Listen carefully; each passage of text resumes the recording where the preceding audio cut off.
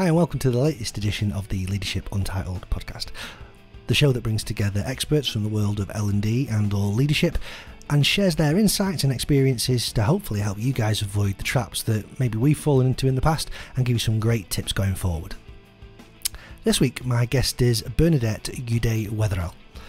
Now Bernadette is a seasoned L&D professional, having just celebrated 20 years in the industry. Her roles have seen her work at companies such as Sodexo and AO, heading up learning and development, organisational development, performance, talent and leadership development in her time, and a new venture which I won't spoil the surprise she tells us about in the podcast. Now Bernadette was recommended to me as someone I simply had to speak to, so let's cut to the chase and welcome Bernadette to the show.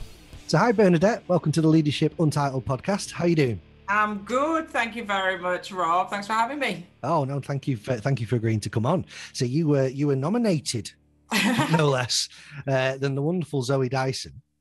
And I've just said to you before that I don't know who's more excited, me or Zoe. They were talking today because she's like been uber excited for the last week, going, "Oh, I can't wait until you speak to Bernadette. She's so amazing." No pressure then. So hopefully I'll say something that will be profound enough for her to keep that same kind of excitement. So I'm looking forward to it. And thank you, Zoe, for that nomination. I really appreciate it. Oh, that's it. The Bernadette fan club. President of. Should get some pom-poms, really, shouldn't I? Don't get her too carried away. She's too excitable as it is. I'm still negotiating with Zoe to get her onto one of these, but she refuses to get in front of the camera so we can do it on YouTube. We'll get there. Keep working on her. Brilliant stuff. So yeah, I mean, that's the background to why I reached out to your good self, Bernadette. And we had a fantastic chat the other week as well, just to kind of getting to know each other. And I just loved what I'm particularly loving about the range of guests I'm getting on the show is the range of diversity in terms of previous roles and backgrounds that we've got. Now we're going to get into your background in a minute, but just the chat, the length of chat we had, not about L&D, but about you working around in clubs, nightclubs, in your previous life, and how that has all linked into the reason you got into L&D and your views around leadership and how the two combine. It's like, you know, so many routes have led people to this kind of career. So I'm really looking forward to getting involved in that with you today. So I guess for the listeners out there who weren't obviously privy to that conversation that we had, or don't know Zoe, aren't part of the fan club yet.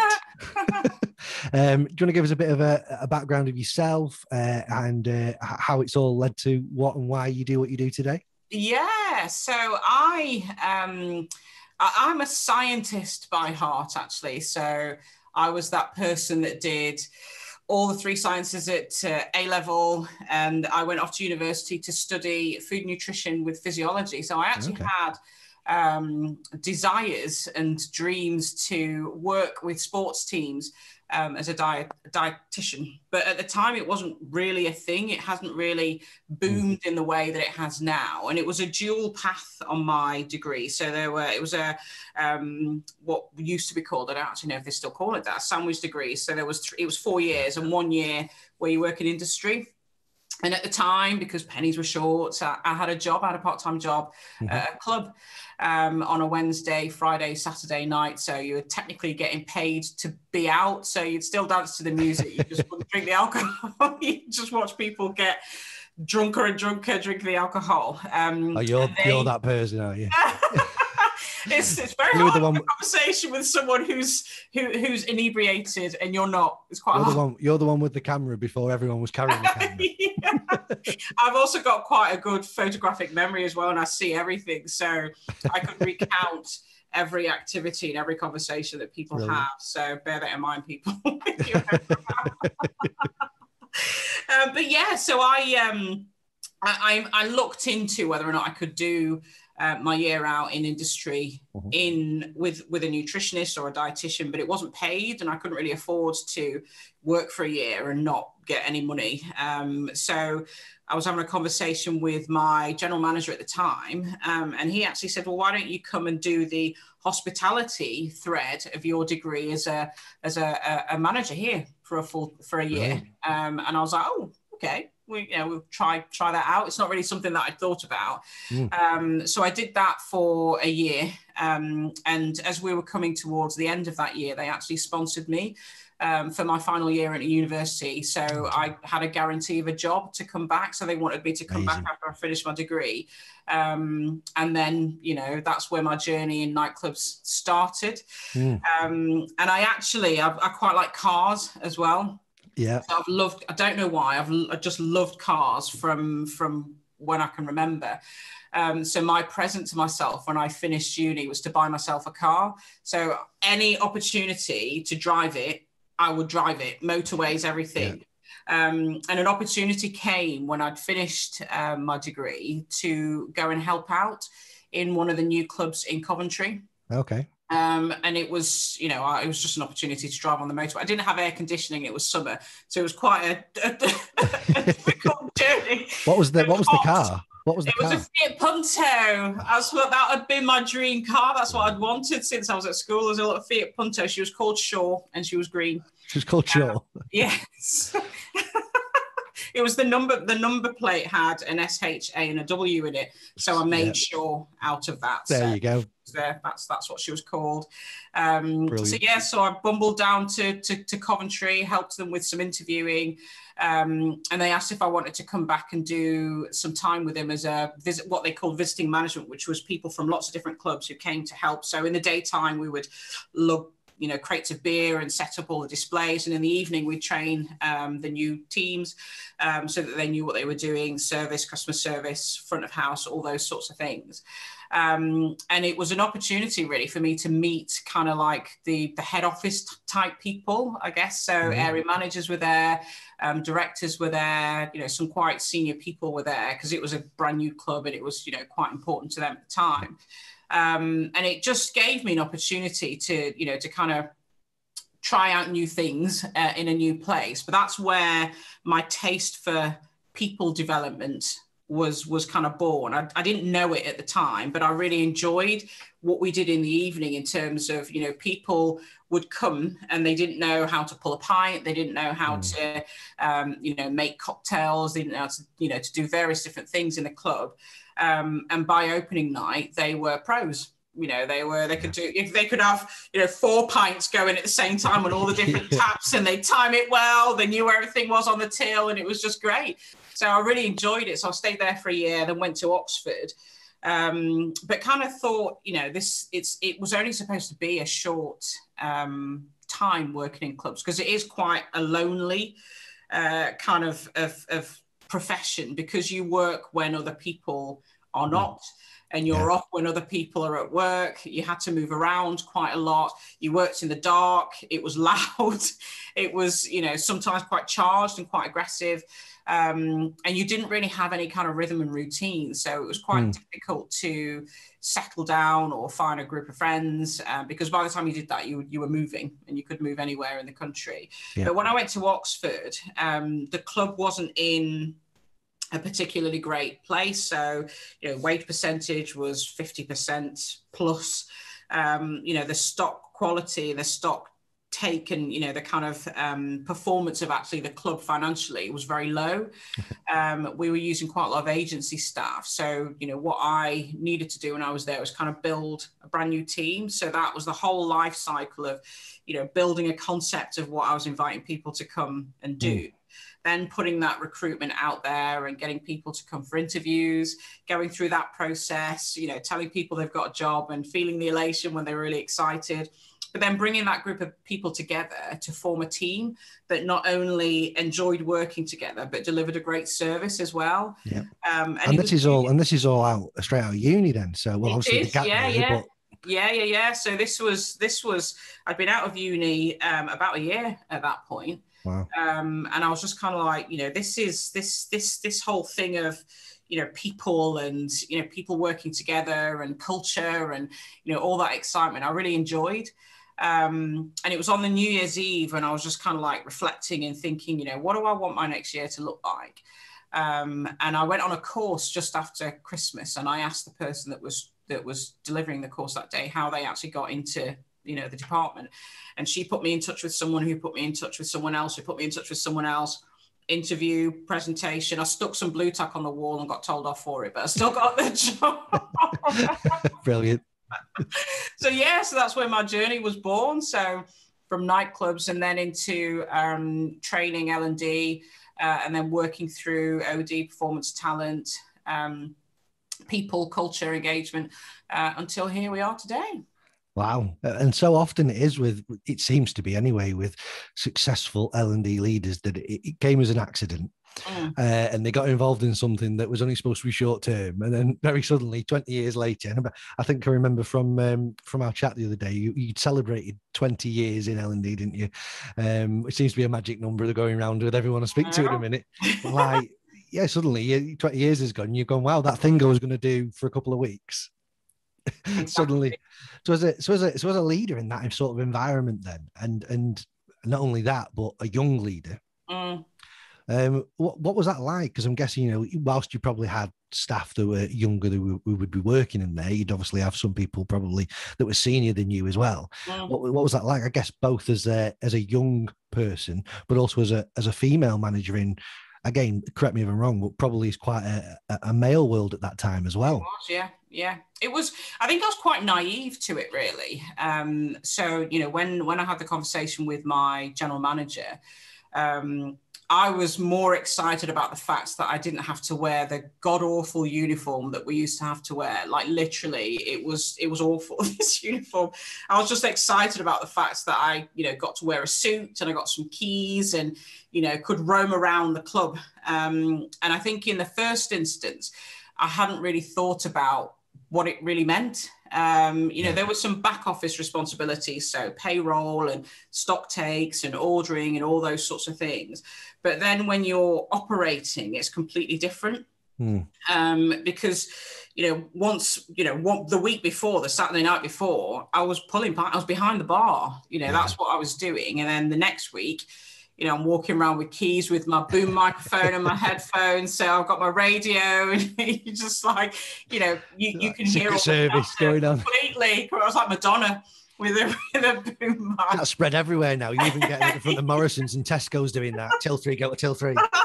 Like, wow, this is like, everyone looks like a secret agent. It felt quite cool though. It was quite cool. Yeah, absolutely. But it was, when you were operating, it was a completely different world.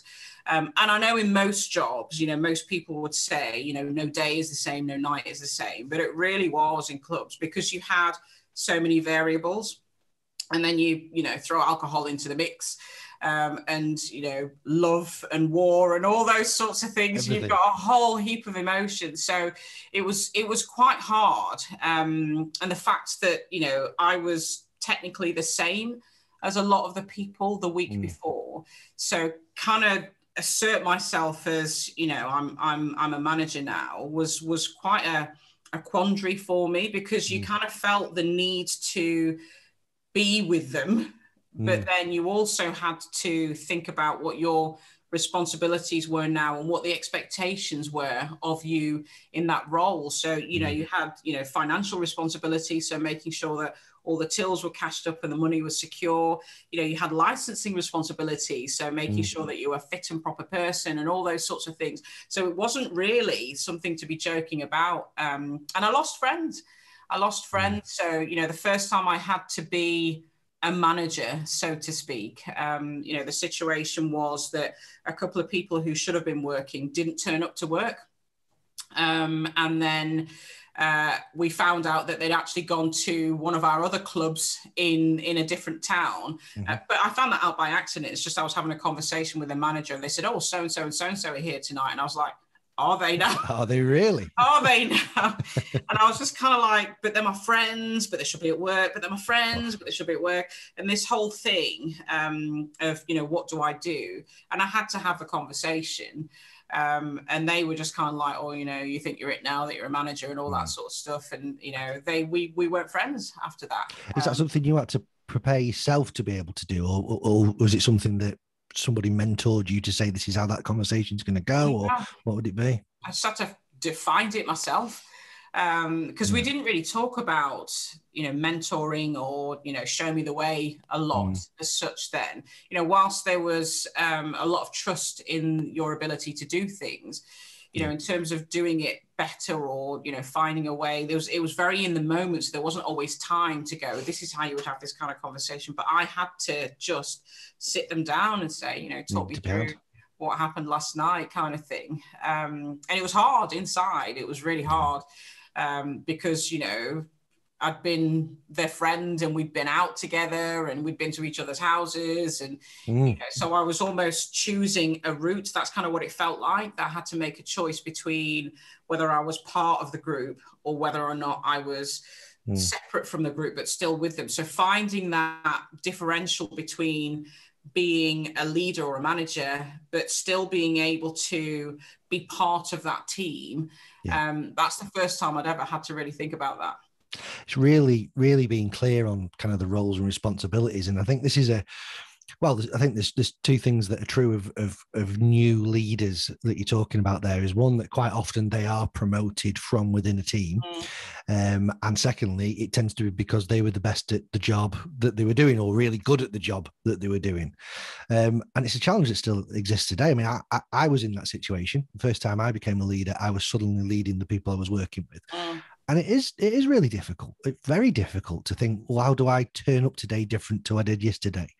I think it was Carphone Warehouse. I used to know a couple of people who worked there, and they'd obviously, I think they're not on the high street in their own right now, but when they were pretty much on every high street, if you were working at one, you couldn't become the leader in that branch directly. So you would have to apply for leadership positions in another town. And for that reason, that you wouldn't then be in that situation where you were suddenly leading the team that you were part of. And I guess, it's very difficult because I guess a natural way of doing that would be to either A, keep yourself far too close to the team, or B, too far the other way. And suddenly, I now need to assert my authority on this team and lose everybody.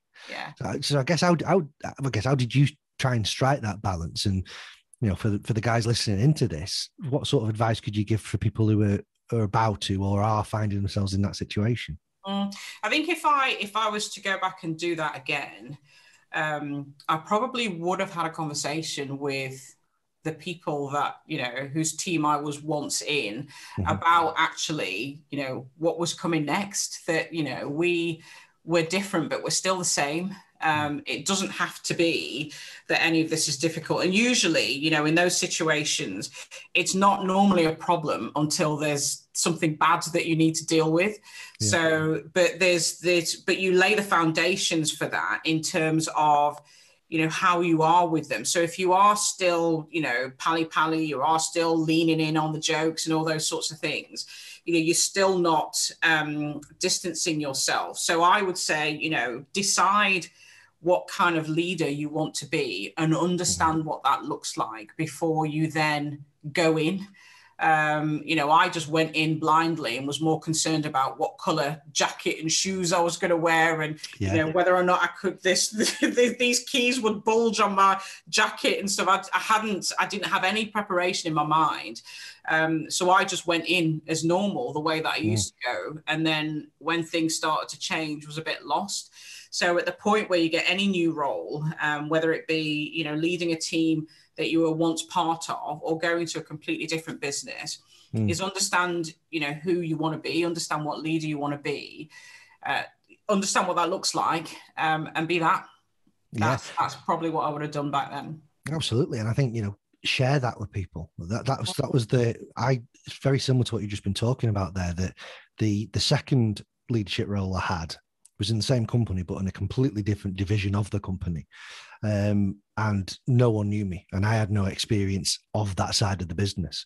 But I actually felt a lot calmer going into that because I knew myself, I knew the type of leader I wanted to be. And the first thing I did was bring us all together for a day to talk about themselves, about what I believe, the way that I like to lead, what are their challenges, and starting to plot those things together. So we all really had a clear understanding on day one, not of the rules, not of the things that how they're going to be, but actually just of each other and why we are there and why we do what we do. Yeah. So what's your, so I know you've got some good news. We're recording this on April Fool's Day. We're in the afternoon, so none of this is a joke. Oh, yeah. And I know you've got some good news coming up in terms of what you'll be going to do from next week. So do you want to share that with us and tell us what you're going to be doing? Yeah, so my new role, so I'm starting with a European distributor of electronics and robotics, and as the head of people and culture. So it's kind of, I would say probably my role over the last 10 years maybe has been broader than L&D. Yeah. And I've always thought about, it's all the things that contribute to how, a person is, or how a business works, or how teams become what they are, and how people kind of move through their careers. Yeah. So I've always kind of had wider responsibilities. So with this role, it's working with a team, and they're in 14 countries. So there's an innovation hub in Manchester, and then we're in 14 different countries across Europe, and working with them really about people and culture. So, and I think one of the things that's really good about industry today. So when I first started in the people space, so to speak, we talked about HR, we talked about ER, we talked about training, we talked about things in a very transactional way. Whereas actually, a bit like my experience of my first management role, some of the transactional stuff tends to become more of a problem if there's a problem. Yeah. There's obviously some, legislative things, and there's lots of things that we need to make sure that, we're doing in the right way. Yeah. But once you've got that doing, and once you've got that happening, it just carries on. So as long as you've got good processes, and everything works in a realistic way, you can then spend time doing some of the transformational stuff, which is about how people feel, people's reasons for coming to work, how people feel from, the start of the day to the end of the day, what they want to achieve, what it feels like to be part of the business that they work for. So you can focus on those things more than, have people read policies and, all those sorts of things. So I'm really excited. And the business is on a journey, actually, in terms of, we've just implemented a new HR system, which speaks to the whole people and culture element, about it being about people's well-being, about people's people experience, about people's engagement, and actually working with the business in terms of actually how do we, think about the things that make people feel valued, that make people feel like they belong, that, make it feel less like work and more like, something that people enjoy. And they get paid for it as well. I think it's, there's never been a more important time to think that way. I think companies were starting to, it might be a bit harsh to just pay lip service to it before the world of COVID all began 12 months ago, just over. But, people are starting to put things in place, but they've been forced to think about the people now. And those that are doing really well, and, in the same way that I say that so many L&D roles have been lost over the last 12 months, I'm also seeing certain companies really invest in that side of the business now as well. Case in point, what you're now doing, which I think is absolutely fantastic. And I think what's also true is, outside of those companies, those employees, those people have really begun to understand what's important to them over the last 12 months. Little things, just being able to drop the kids off at school, or pick them up in the afternoon, or have lunch with their wife or husband or partner, or whatever it might be. Things that they kind of don't want to give up now, or certainly that they want to compromise into their working week. Because they realised that, well, actually a friend of mine who I noticed posted on LinkedIn, coming up to around about probably 9 months ago now, is to say, I've had lunch with my family every day. Can't believe, really, I haven't really had lunch with them for 10 years. And you're like, well, you probably don't want it to be another 10 years. But equally, you're probably itching to get back to the office now, and you want to do the things that you're missing. And I think, combine that with the fact that you quite rightly have said, in terms of your career, there's loads of different areas beyond just L&D that you've worked at and in, be that talent and diversity and leadership and now the people and the culture side of things. You know, what things have you noted that make a real difference and really do make that difference in that people way of working that you talked about? What's the biggest wins that you've had in that?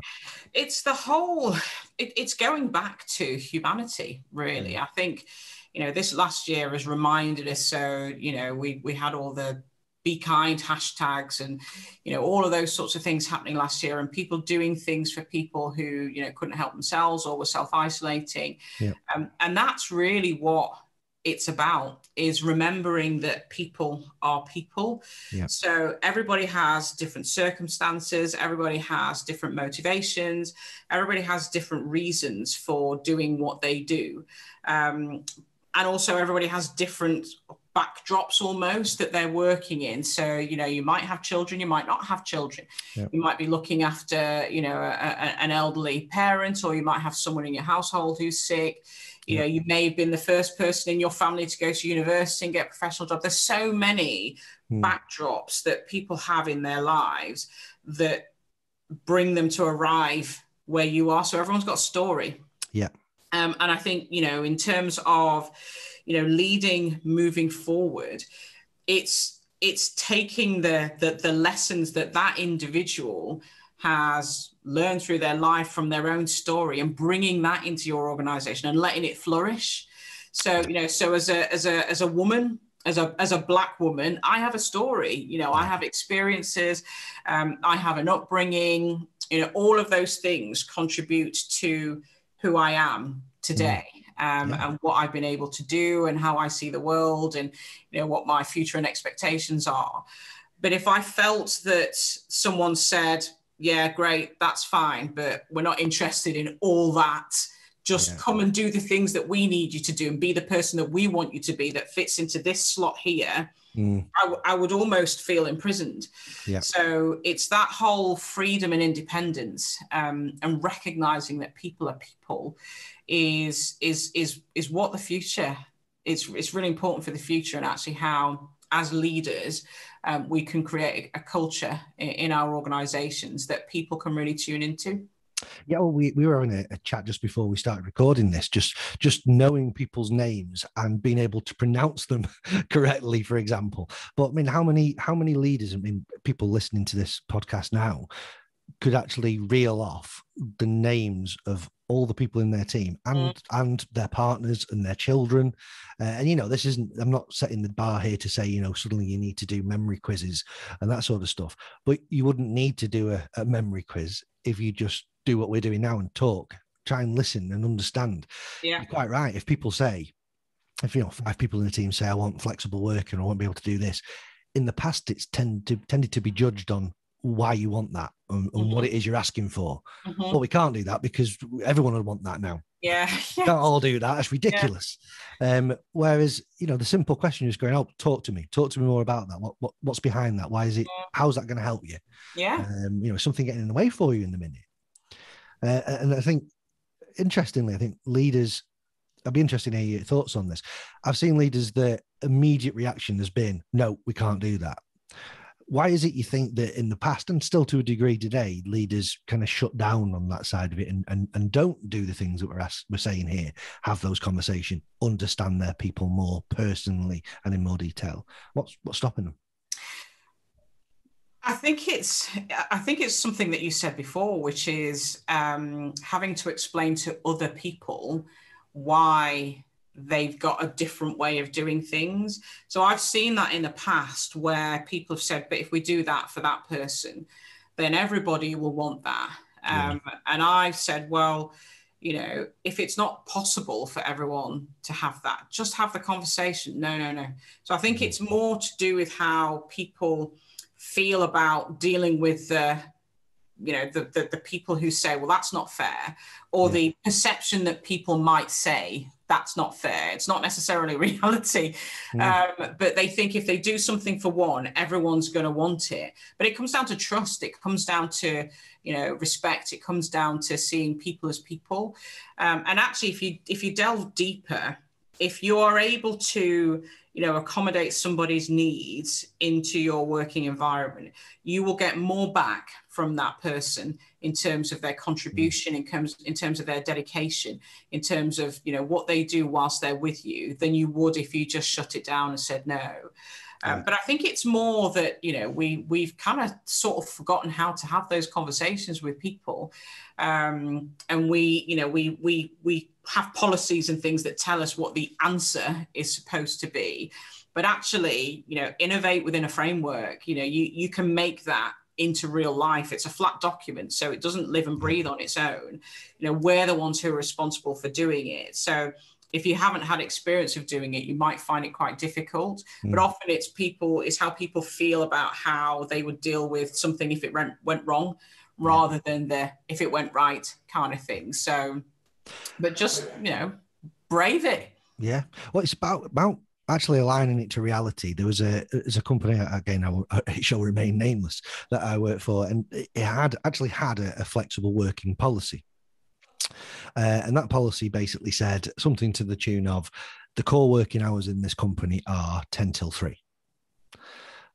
Obviously, most people's working hours were longer than that per day.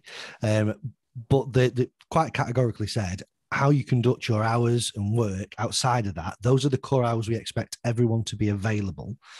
It's completely up to you.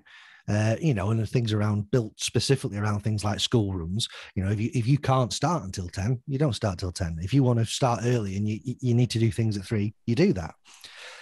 But the actual implementation of that was very, very different. If people suddenly turned up at 9:30 instead of 8:30, where have you been? Yeah. Or, and the kind of the stigma around getting up at 3:30 in the afternoon and saying, I'm off home now. Oh, part-timer, what's going on? Here we are. The pressure of not doing that. But I think also and I think this is the key word for me, that the culture that's surrounding an organization, that you can say that, but then all the Zoom meetings, and even 12 months ago, Zoom was almost a word that wasn't really used still. It was all the Skype meetings, put in for 8:30 in the morning, at 6 o'clock in the evening, that completely take away that flexible working option. And I think that's been a case of leaders not only struggling to have those conversations and understand people, but actually not actually making it a real thing in the life and the culture of the organization. Have you seen that? Yeah. And I think it's that, with that, it's about being it more so than anything. So I, when I worked at Sodexo, sometimes I would go down to the London office for the day. So, that would require me to get up at 5 o'clock in the morning so that I could get the 7 o'clock train. And then there was a train that left London at 4:30. Yeah. And it only had 2 stops. So one of them was Preston and one of them was Glasgow. So I had to make sure that I didn't fall asleep. Otherwise I would have ended up in Glasgow. And the last train goes just before it had arrived. So I would have been in Glasgow for the night. But I used to get up and leave at 4 o'clock. And I never worried about whether or not people would say, where you're going or what you're doing. Because actually, on a train, I'm still doing work. I'm still answering emails. And also I'd got up at 5 o'clock in the morning and I was still likely to get home later than the people that might have been, complaining, but nobody ever did complain. Nobody did say to me, you shouldn't be doing that or anything like that, because I did the work. Yeah. So, looking at quantifiable ways of people's contributions rather than times behind desks, because someone sat behind a desk doesn't necessarily mean that they're doing any work. Absolutely. ASOS probably gets a lot of hits. The Nike website probably gets a lot of hits. Yeah. It doesn't mean that they're working. So look at people's performance outputs rather than, when and where. I'm a night owl. All those years of working in nightclubs, I'm better at midnight than I am at 7 o'clock in the morning. Don't see me at 7 o'clock in the morning. Oh, actually, we've not scheduled this for earlier in the day. We're recording that we started this around about, what was it now, 2 o'clock? 2:30 we started chatting. Should have really gone for 9 in the morning. No, you wouldn't have put it out. But, I'm at midnight, I'm all just wide-eyed. You know, I've got lots of ideas, because that's my natural rhythm. That's the way that, you know, in my formative years of work, that's how I live my life. So, you know, if you asked me to do something really taxing at 8 o'clock in the morning, you'd probably get stared at for a little bit. But I'd be sat at my desk, but I wouldn't necessarily be productive. No. But at 5 o'clock, I'd be in my groove, and, you know, all those sorts of things. So actually, you know, listen to people's rhythms, listen to people's needs, and, you know, the way in which they work. Actually get them to do the things that are most important when they are at their best. Because, and if you can respect that, and if you can demonstrate to people that you value that, you'll get a lot out of them. You'll get a lot. And that's the theory again versus the reality. That, you know, the theory of that policy was that there would be an overlap where people could work and collaborate together. But like you just said, those people that don't function as well in the morning, and I think as a leader, I think the internet gets swamped with the message at times that the only way to be a leader or an entrepreneur or to be successful in your career in life, you need to get up at 5 a.m. You need to spend X amount of minutes or hours exercising, then meditating, then reading, do all this stuff. I'm thinking, gee, if I got up at that time, I'd be no good to anyone. Come 9 o'clock, forget about it. But there's the other type of person might be, you know what? I prefer to stay in bed until 9 o'clock because I was probably up until 1 o'clock doing stuff. And I'm going to read my books and watch my videos and go to the gym and do whatever else it might be after work late in the evening. And it's understanding, again, going back to what we talked about earlier, talking to people and understanding their lives and their natural rhythms. I mean, how many parents out there, kids go to bed at 7, 8 o'clock, if you're lucky, and they stay in bed. That then becomes your perfect time, maybe, to actually do some productive stuff in terms of your own development or work or whatever it might be. The thought of, I mean, my son gets up at the crack of dawn. So if I wanted to get up at 6 o'clock to do, thinking I'll do more work, just wouldn't do it. It just wouldn't happen, because he'd hear me and he'd get up with me and start playing on Fortnite and drain all the bandwidth or something. But yeah, I mean, just getting to understand that. From your point of view, then, I guess, in terms of the blockers, sometimes I see in leaders that, I think you're right, culturally they're worried about what other people will say. What pressure do you think comes from, or inadvertently maybe, comes from the senior leadership teams when it comes to this? You know, I sort of think to myself that I've seen times when, you know, when results have been the order of the day, and when the pressure's hitting, the leaders are looking up and thinking, what do I need to do to impress or not disappoint the person above me? Sometimes at the expense of the people below me. What change is needed at senior leadership level, do you think, if any, that starts giving those leaders that permission to actually make these judgment calls and spend this time with their people more rather than working the way they currently do? I think it always is going to be one of the biggest words, which is trust. So, you know, trust that people are going to do the right thing, because 9.9 times out of 10, they will do the right thing. So, you know, if you think about a child, if you think about children, if you say, don't touch the fire, don't touch the fire, don't touch the fire, don't touch the fire, what will they do? Touch the fire. So the more that you tell people that they can't do something, or you don't want them to do that, the more they kind of want to do it almost. So they'll keep off the grass sign. Never works. What are you going to do? So it's that whole thing. So trust that people are going to do the right thing, and trust that people are working, because they are. So, you know, we're all adults, you know, we're all responsible. Treat people like adults and they will behave like adults. So I think that's the change that, you know, I would advocate to anyone that was in leadership people, is trust and, you know, adult conversations and adult mindsets. So, you know, that's what's going to get them, or that's what's going to get people to feel valued and feel that actually it's okay to live their life the way that they want to, and for their line managers to go, oh, actually, I don't have to be all about clocking in and clocking out. Obviously, that's relevant for some roles.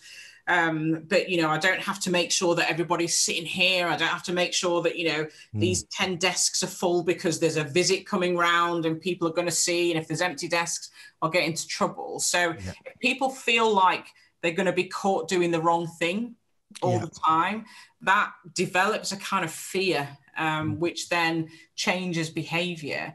But if you come from a place of positivity and trust, people will do the right thing, but also role model it as well. Role model it. So, if you're in my last role that I've just finished, with my team, I would often say to them, right, I'm clocking off now. If it was 4 o'clock, on a Friday, and we'd had some mega work going on, because sometimes your brain just stops.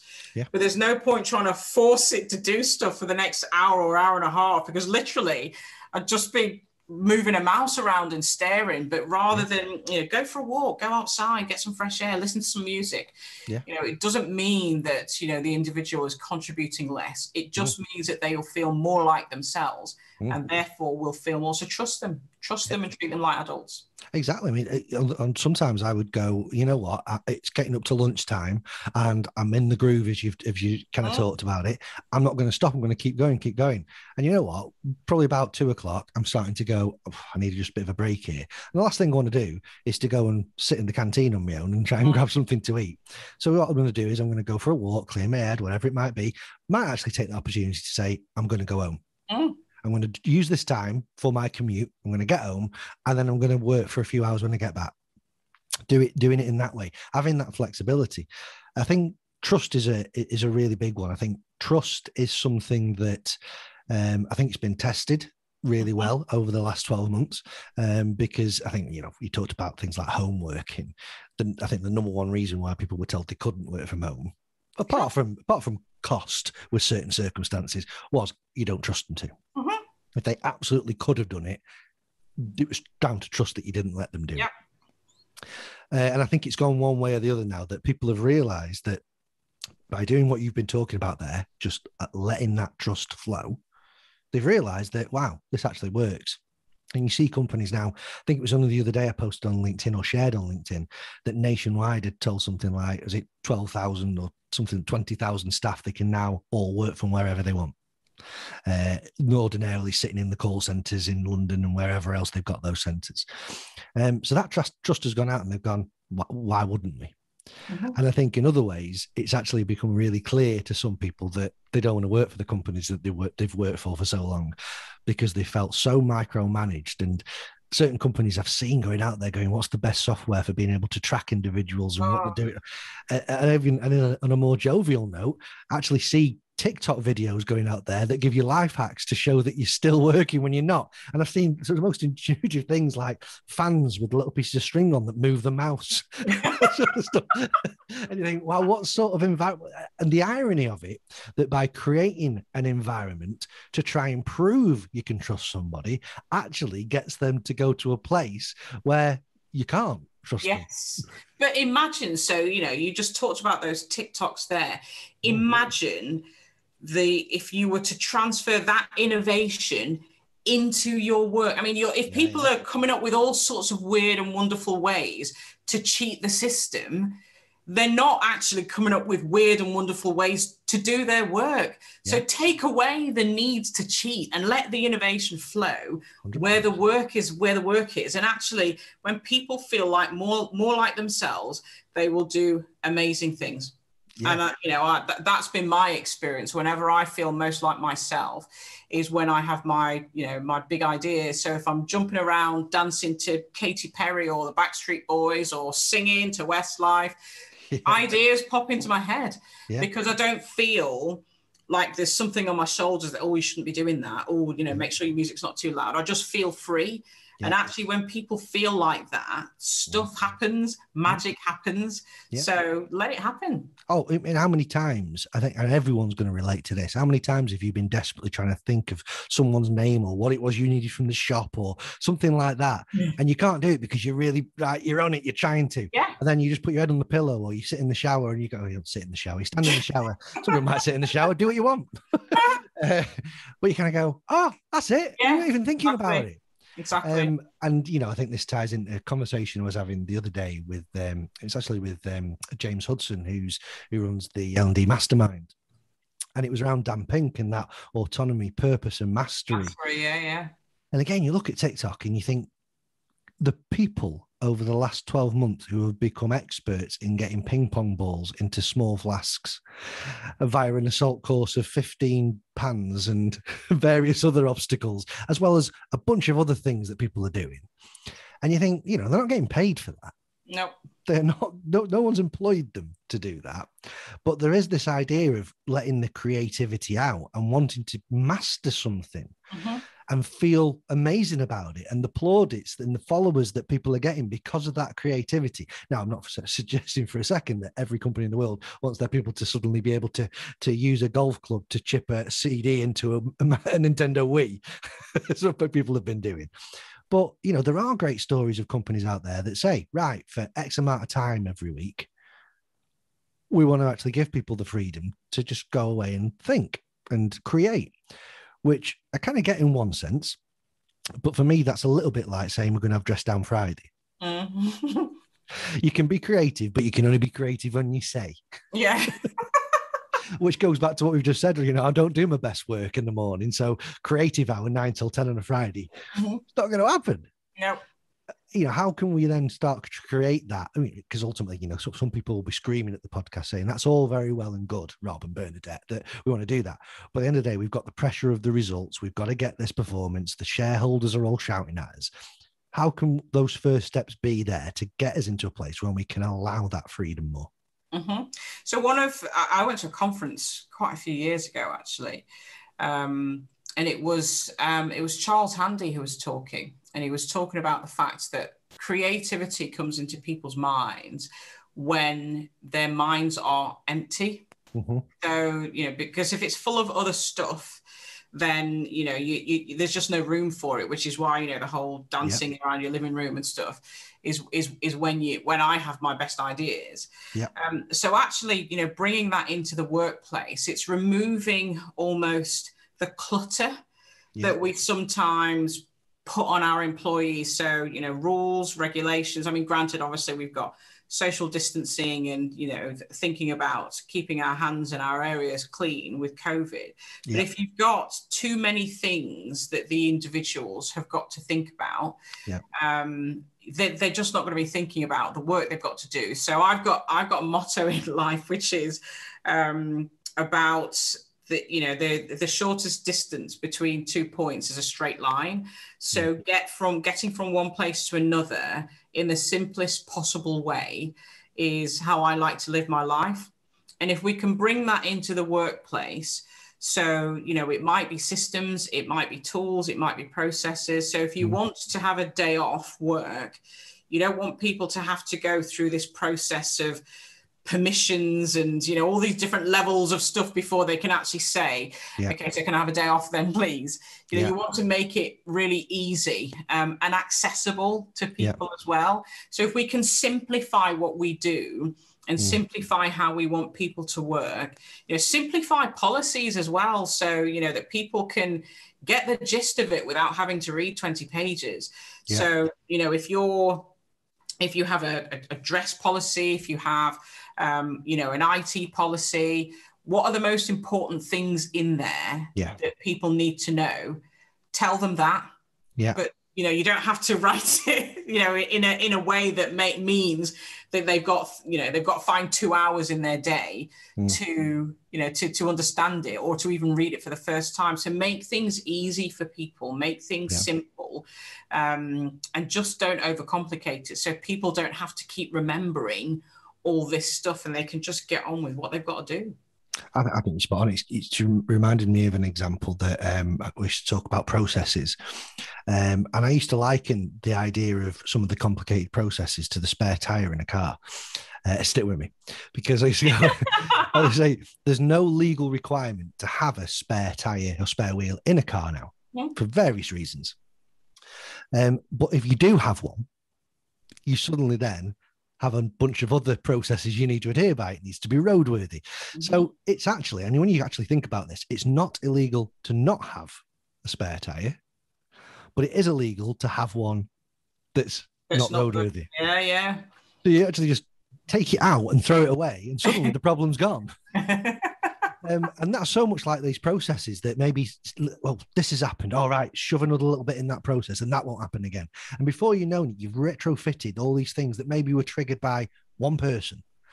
And the process is 10 times longer than it needs to be. You start review that and let's look at all the spare tire parts in this, that if we just took that out, we wouldn't need to worry about it and we'd still get the end result.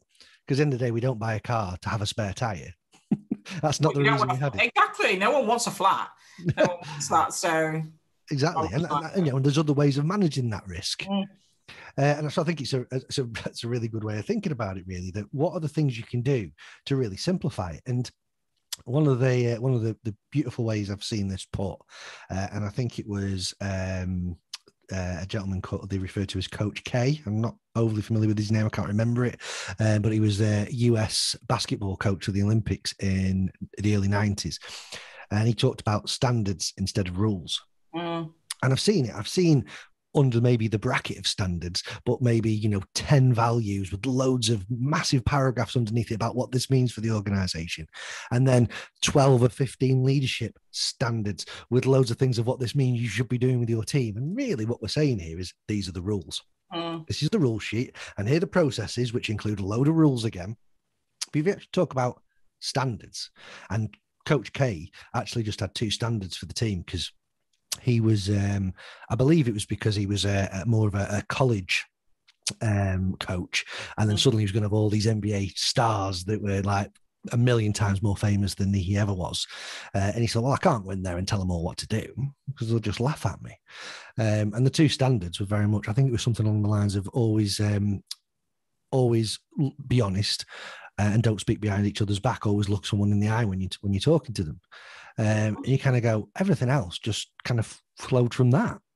It didn't need to be rules if you stuck to the standards. So I guess what I'm really interested in is that we've kind of come to a point where we've got trust is really important in the world that you're describing, and the absence of overcomplicated policies and rules and all that sort of stuff. So what are the ingredients here? What I've seen a lot written about trust. I've written things about trust myself. What are the ingredients for leaders to start thinking about building a trust-filled environment in their organizations? So I guess it's about showing the way, really. So if when you've coached someone, so I've coached quite a lot of people in my time, and usually if it's a performance related kind of coaching situation, they don't have a lot of belief in themselves. So one of the things that one of the approaches that you take in a coaching relationship like that is one of nurturing belief. So, with leaders, in terms of starting, to build trust in their organizations, it's about nurturing belief. And that comes from things like language.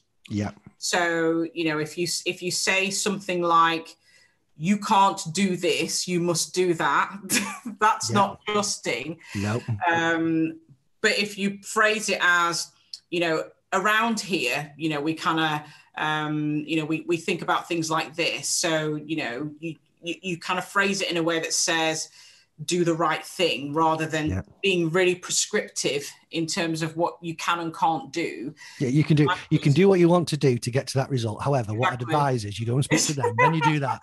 You want to include them because they won't be happy if you don't include them. You've just told me how to do it. So, that whole thing of just, not, letting people think for themselves because they can, but also asking questions as well. So if someone came to you and said, right, okay, so I've got, this event happening with my oldest on this day, and I've got something else happening the day after with the middle child. And then, the week after I've got something with the youngest child, but, obviously I'm only going to be able to take time off for one of them, but I don't really know which one I want to do. As a leader, if you were to go down the route of not trusting and following policies, you would say, well, you're just going to have to choose which is the most important thing. Where actually the response would be, what do you want to do? Yeah. And it'd be like, well, I want to go to all of them. Okay, how do we do that then? How do we make that work? So, let people lead the way. And actually, if it's realistic and it's possible and it's not going to end up in, losses of money, but actually it's going to make someone really happy and give them performance output because they feel that actually you've trusted them to do the right thing. And you've allowed them to see that their life and their work, those two things are intrinsically linked. Just ask them what they want to do. And then if it's workable, do that. Absolutely. Because I've personally stopped talking about work-life balance because I go, work is part of life. So you talk about work-life balance, then work's in both those zones, if you're thinking of it like that. But I think 100%. I mean, it's invaded our homes. And really, luckily, as you can see, I've over lockdown over the last 12 months, I've actually built a space in the house that is just an office. So I can just close this door at night and then I'm in the house that I've not been in all day. But so many people are still working at dining room tables, in living rooms, with laptops on the lap. And it's really difficult. And it's changed the landscape for them completely. But I think that, on your points there, I think that, I think of some situations in the past where you sort of think to yourself, well, why is it we actually give people annual leave? And 30 years ago, it might well have been to do these things like, sometimes I need to book half a day to go and take the car to be MOT'd or whatever it might be. People would do that. But, we live in a different time. And I personally see annual leave as being something that people can use to go and enjoy their time and recuperate and refine their energy and go do things they enjoy, the things they're working hard to be able to afford to do. And so I see things like, one sticks out for mine. There was when I used to work when I was a lot young, one of my first jobs, there was a policy around being able to go to a funeral and not take time off for it. And it actually started to stipulate at how many levels of family that needed to be before it was leave or not leave. I'm thinking, you know what? If I had seen them against me now, what the funeral's going to be a couple of hours. It's going to be on Thursday afternoon. You know what I mean? It's not like this is going to be a 5-day funeral that you're going to Antigua for fortnight. You know what I mean? Then we might need to talk a little bit about annual leave if you're going to Antigua for a fortnight. But you know what? It's an afternoon. It's a funeral. Yeah. Go. Yeah. Just go. Yeah. How many times have our people given us the discretionary effort that we've not clocked? And not rewarded. And the best managers with me have sometimes gone to me, it's not about the penny pinching, it's not about clocking the time, but they've seen that I might have even put a day's worth of extra time in over the course of the week. But when it's got to Friday afternoon, it's just go home, will you? And I've not been sitting there and going, well, hang on a minute, I've done a day's worth of extra. I should have had that. It's not been about that because my spreadsheets. Go to the spreadsheet. Yeah, exactly. But there are people that do that. And I think, the other point that you mentioned there was around role modeling. That if you don't reward or at least acknowledge the effort that goes in, or worse, you do actually track it. What are your people doing? What category does that sit in? What time did they come in? That generates that culture. And role modeling, whether it's a good role model or a bad role model, it role models those behaviors, and people will start going, well, actually, no, I did this and I traveled there, and no, I didn't get there at 15:15. I got there at 20:20. That's an extra 5 minutes you owe me.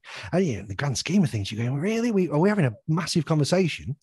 And then we come back to the policy again. Yeah. Suddenly we're writing an extra bit in the policy around the actual minutes, or whether it's blocks of 15 minutes. Really? Do we really need to be doing this? And sometimes, you're having those conversations about quite emotional things in people's lives. So if you go back to the whole, funeral example, you don't want to be thinking about whether or not it fits this kind of leave or that kind of leave. You actually want to feel what you feel in the moment.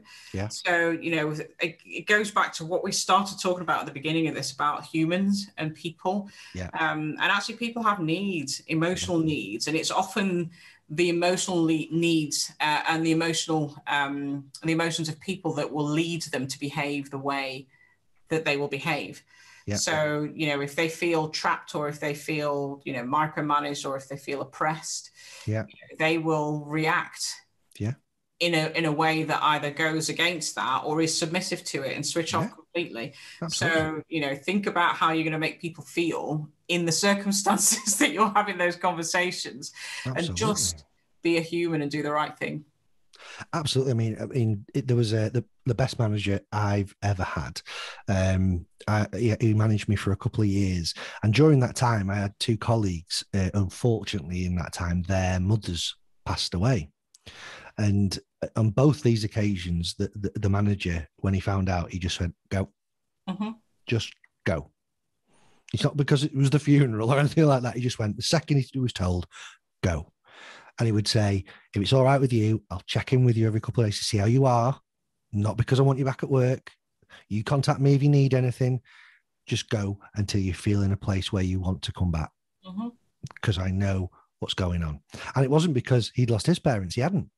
So it wasn't even from that. It was just knowing that level of, we want to call it emotional intelligence, to kind of go, God, come on a minute. What is it you're working on that's more important than what you're feeling right now? Yes, all right, it might put this project back. Who cares? In your mind, what is the biggest priority? And the pressure immediately goes off those people. Yeah. Because there are people in the world, when that happens, that would go, oh my God, what are work going to say? And I've only got so much leave to be able to do these things. Come on, and how are those, and the reverse of that though, how are those people going to think about work and you as a leader when they come back? Yes. And how are the people around them going to feel and talk about it? We're talking what? We must be talking 6-7 years ago now, minimum, I would say. And I'm talking about it now to you. And it wasn't anyone in my family.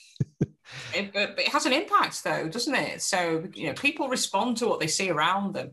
And they're nurtured by that as well. That, children, that's what happens with children. They learn and they see, behavior or words and hear things, and they become those things. So if the environment that you create is one where people feel like they either have to, not feel the things that they feel, not want to, be seen as an individual, not have the ability to break away from policy, because actually it's really unfortunate that, I've had, 3 children who have 3 events, one day after another, but the policy doesn't fit that. Yeah. So, I'll just not be a parent for those 3 days. It's not a thing. Well, that's the thing, I don't have any Christmas shows I need to go to between January and November. Yeah.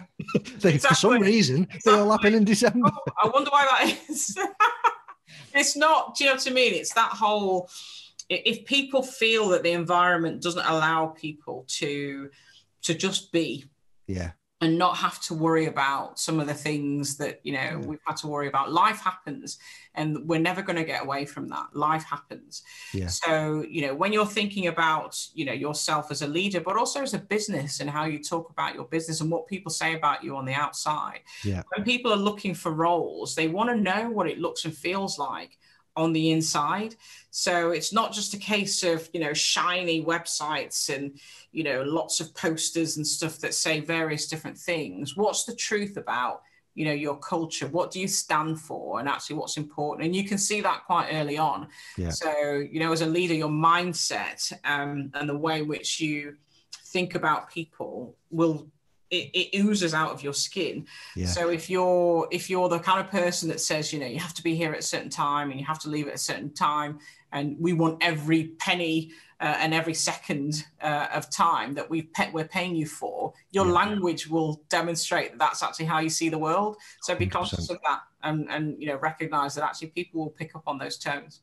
Exactly. And I think there's no better way of talking about it or really analogizing that when we talk about parents and kids. Because like say if you spend all day on your phone and then you're telling your kids to not go all day on the phone, well, that role model behavior is having an impact there, and they're going to not listen to that. But if they see you're not doing that, where's their incentive? Yeah. And these things have an impact on work.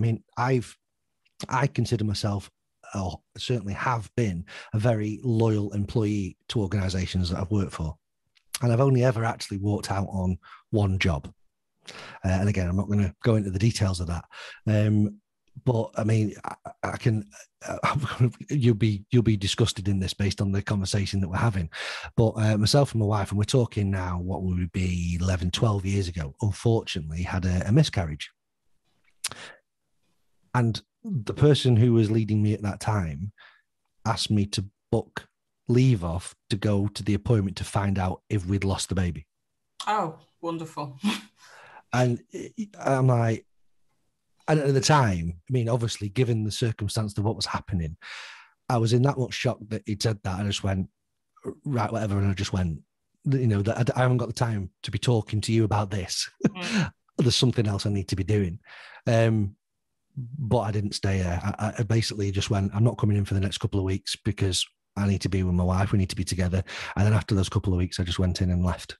I mean, what sort of culture? Horrible. I don't for that. And that's, people are scarred. People are scarred by that sort of stuff. And it's like, it sits within you for a long time.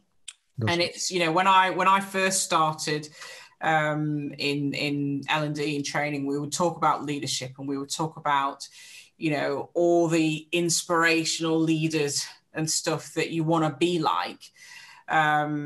And, you think about all the positive things about people. But one of the things that I also used to think about after, sometimes after a bad experience, was the leader that I didn't want to be. Yeah. So, when you've felt that kind of, deep pain almost, that someone's saying something as what sounds as simple as you'll need to book annual leave for that. Yeah. It's not the words that hurt. It's how they're attaching those words to the sentiment. Yeah. So, this is a situation that's really hard.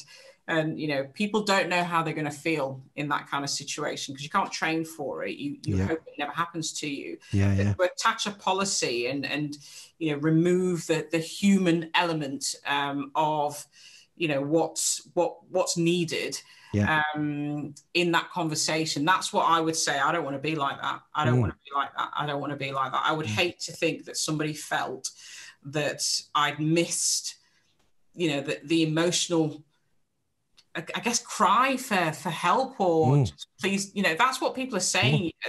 There's nothing you can do, but what they don't want is for you to go, oh, let me just check clause X, Y, and Z. Just go, okay, do what you need. I'm in the drop down system here on the HR system. Which one of these do I select for this? There isn't. You know what I mean? It's horrible. Well, I mean, and I think what's really, really important for me to point out is that, it's not always this visible. People that come to you and expressly say, I've got this issue, or I've got this problem, or this has happened and I need to go. Like you said earlier on, everyone's got their own problems. Everyone's got their own experiences and their own lives and their own pasts that have accumulated to where they are today. And the best way to understand that is to get to know the people again. So you can notice any changes like that. And sometimes that can be that people have withdrawn and are not performing as great as they used to be. Sometimes it can actually be that they're working harder and somehow performing better, but it's still a change. Understand your people, talk to them. Yeah. If you were, as we've kind of got to the point where, again, you're coming back to next week, you're starting your new job. If you were to give one little piece of advice then to L&D teams and leadership teams who want to start leading in this way, what's the first step they should make to try and do this? Because, as an ex-leader of mine said, and I hate corporate talk, but you can't boil the ocean. Yeah. What's that first step? I would say, let people know you as well. So I remember it was back in my club. Well, I'd gone into L&D at this point, and my second manager, when I was working in the L&D department, there were two of us that had. Well, I was a Bernadette and somebody else was Bernie. But because of the alphabet, I used to get all of her emails, and some of them were really scary because she worked in audit, and I was just, oh my God. But I almost created like this stoic, like Bernadette version that, because there were lots of different things that were happening, and, I was still early on in my leadership. I was leaving clubs. There was lots of other stuff other layers. Yeah. But he said to me, people call me B, And he said, let a little bit of B back into Bernadette. And what he meant by that was let people know you, because it almost felt like there was this, I leader, I work in head office, I do these things. You people over there at the back, yeah, that's as close as you can get. So, let people know who you are. Yeah. And it's actually quite easy to do that, because all you have to do is be yourself. Yeah. Remember your responsibilities, remember your accountabilities, all of that sort of stuff is really important. But let people know you. That's the only way, or the best way, I would say, to get people to get leaders to connect to the people that work for them. If they feel like you're accessible, if they feel like they could come to you, if they feel like you're a person, yeah, you'll nurture a completely different mindset and a completely different relationship for the people that work in your business if you do that. Completely agree.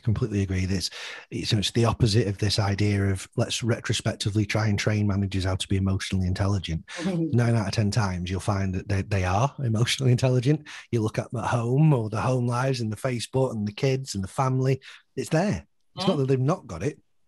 It's for some reason it's not being brought into that work environment for whatever reason it is. So yeah, identify that, be aware of that, and just bring a bit of B back to work. It stayed with me for years. And I think I understand it more and more now than I did then. Yeah. And it is that whole thing of, not having this almost filter that meant that people can only know so much. Obviously they can't know everything. No.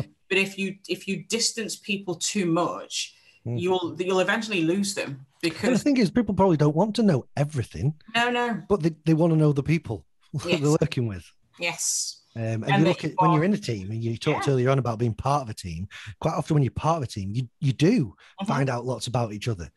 But there's that layer again, that invisible wall kind of between the two. It's simple things like, if I think about when I first started working, people would say my wife or my husband. But actually, if I was talking about my husband, I'd say Rob, my husband. Yeah. Obviously not you, Rob, but Rob, my husband. You see, that's been easy for me to remember. Oh, yeah, Rob. Yeah, I remember. I listened so intently. Rob. Yeah, I remember it's Rob. And it's not a difficult change, that, is it? Because actually, my wife is distant, or my husband is distant, but Rob, my husband, is closer. Yeah. Do you know? And it's just simple nuances and things like that just break down the distance between people, and then people won't feel like actually you're not approachable, and that you're so you're so far away, or you're all the way up here, and unfortunately I'm this lowly person who can't speak to you. That all of those days are long gone. So actually everybody is on the same level. And we're all humans at the end of the day. We all breathe the same air. We all sleep. We all need to eat. We all need to drink water. All those things happen. So actually, make the time where we're existing and being the most enjoyable it can be. Yeah, and personalise that, like you say, because you can go around to everyone in the morning and say, how was your weekend? Or how's the family? Or how's your husband? How's your wife? And all that sort of stuff. But you're not going to say, how's Rob? Too many times. And that's going to make you feel a hell of a lot differently. I've had managers that have done that with me. How's Gina and the kids? How's Ryan doing? Oh, it was Ryan's play, wasn't it, on Saturday? How's that go? Oh, brilliant. But then follow that through. Because if you're just doing it to appear like you're interested. Oh, yeah, his play was really, really good. Oh, anyway, what we need to be talking about is this. No, well, you better not saying it than pretending. We've come to that part of the show, Bernadette, where we need to decide on a title. Based on what we've been talking about, it's been quite wide-ranging. I've made a load of notes and ideas. You've probably seen me scribbling as we've been talking. What any thoughts coming to your mind? I can't read my own writing, and we have to try and translate it again. I think the thing that we've said most, or that I've said most during this conversation, is be a human. I think that's it. Be a human. There's I think there's a lot that filters into, in terms of being a leader, in terms of being in the workplace, in terms of people feeling, that they can be themselves. Be a human. Yeah. And that would solve a hell of a lot of things if we just remembered that and remembered that we're all that. Absolutely. Right, that's going on the bottom of the of the screen when it goes onto that. Be human. I might put in brackets and bring a bit of B. I might put that in brackets just underneath it. Stuff. If anyone listening would love to follow what you're up to and maybe get in touch with you, what's the best way for them to do that? My LinkedIn. So my LinkedIn, or you can follow me on Instagram and stuff. Yeah. It's a different kind of flavor on Instagram, but you'll see the B side of my life. And Rob on my Instagram, and Rob occasionally. It's normally pictures of his trainers though. He does a lot of running and he's got a lot of trainers. But yeah, so LinkedIn, something about Rob's. My wife says I've got too many trainers as well. But any psychologists out there? What's with Robin trainers? Yeah, so hit me up on LinkedIn or follow me on Instagram. And send me a message. Always happy to chat to people, and hopefully I'll make some new friends. Perfect. What I'll do is I'll pop your LinkedIn link into the show notes so people can just get that, and I'll track you down on Instagram so I can add that one as well, so we can all look at Rob's trainers. Lots of stories about the fitness stuff that I'm doing at the moment. So I just got some new kettlebells this week. So I shall be looking forward to using them. I've got my first kettlebell class tomorrow. I'm changing the name of the show now. It's Trainers and Kettlebells. It's all changed. Brilliant stuff. Well, thank you so much for coming along today and sharing your life story and all those lessons. I think, again, it's some fantastic insights for the people listening there, just the different types of leadership and the challenges that people have. And, one of the things I'd love people to really take forward is one of the things you were talking about right at the start when you said, I think the words you used were maybe you were a little bit naive to it at the time. And sometimes on your first leadership, that's no bad thing. Because if you worry about all the challenges that you might come across when you go into your first leadership role, it can be overwhelming. Yeah. So, in terms of naivety, it cannot be a bad thing. Seek out support and a mentor about the things that are going to come along and seek help for that. But most importantly, just remember to be yourself. Agreed. Brilliant stuff. Thank you so much for today. Thank you for having me. It's been really enjoyable. Awesome. And we'll speak again soon. Definitely. Take care, guys. Bye-bye. So that brings us to the end of the Leadership Untitled podcast for today. This episode will be called Be a Human and Bring a Bit of B. All that remains is for me to thank Bernadette for joining me again, and also you guys for listening. And please subscribe for future episodes so you don't miss them. And if you'd like to get in touch, then please email me at rob@robmoores.com or visit the website of the same name and we'll have a chat. Until next time, thank you.